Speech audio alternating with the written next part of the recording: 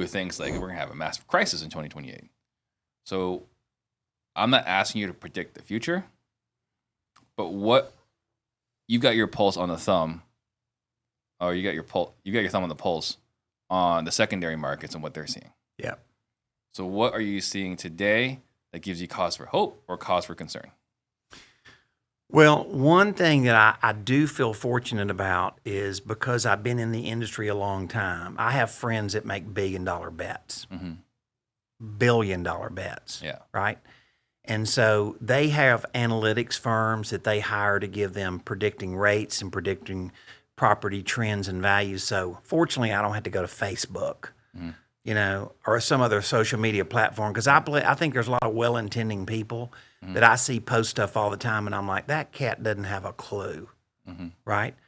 I was we did a charity mastermind a couple of weeks ago with a friend. He has $60 billion under management.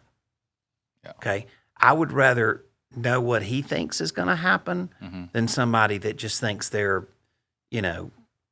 well-read, and rates are going to flatten, and they are going to go down, right? Real estate is going to go down, right? The billion-dollar bet guys are betting that we're going to have a slide in value between 5 and 15%. Yeah. Now that may not be the same in Phoenix, because obviously you've already seen a slide. Oh yeah. Than it is in Atlanta. But I asked the people in Atlanta, why do you think you're so different than the people in Phoenix? Like Steve Trang, my buddy over there in Phoenix, they've already experienced a slide. Why do people in Atlanta think they're immune to it? That's interesting. Right. There is a shortage of inventory for sure, but buyer sentiment for property is about at a 40-year low.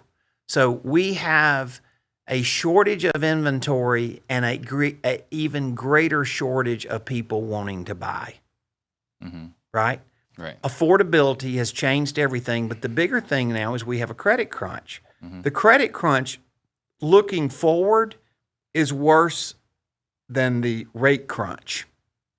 What does that mean? Okay, so let me give you an example. Mortgage Bankers Association has the Mortgage Credit Availability Index. So that's an index that they have established to a number before the virus, say February, before the virus essentially kind of started in March.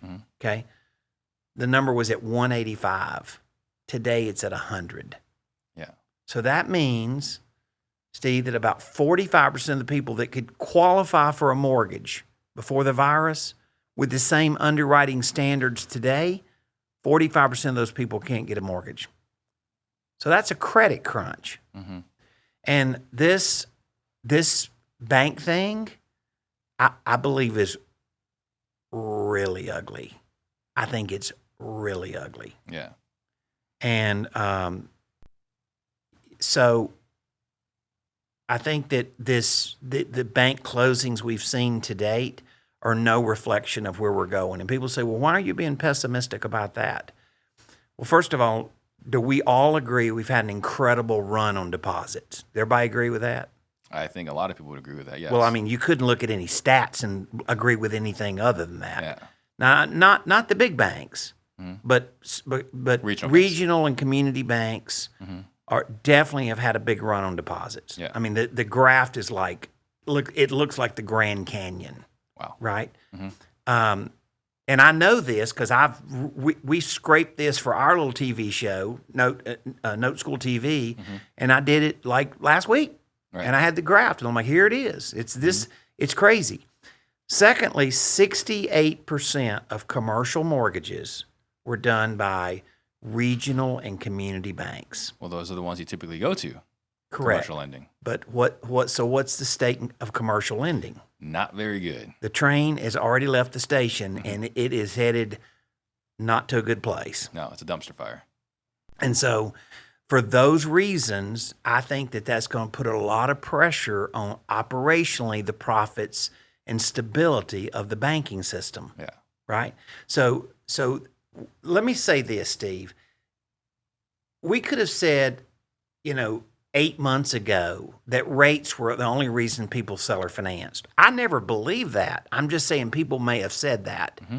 People seller finance, either buying or selling, when there's a disruptive market.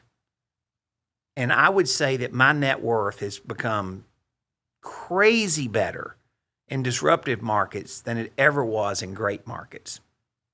Right.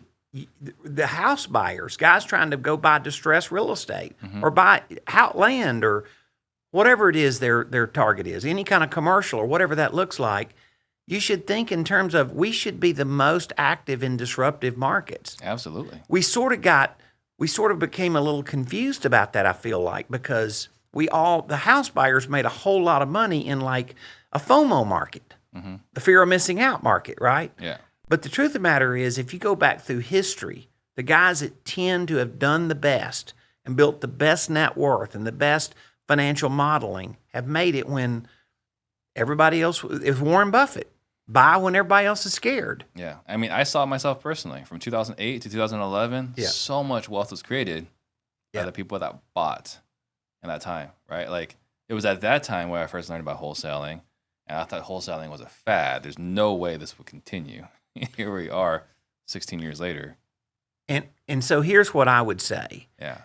I am saying that we are going to do really well because we have a disruptive market. I'm not trying to be pessimistic because I'm actually being optimistic. Right. I'm saying this market is going to produce opportunities if we are clear about what we're negotiating for. Yeah. And very few people do. So it's going to be a massive competitive advantage if we understand what to negotiate for, find out where the money actually is in the deal. That's it.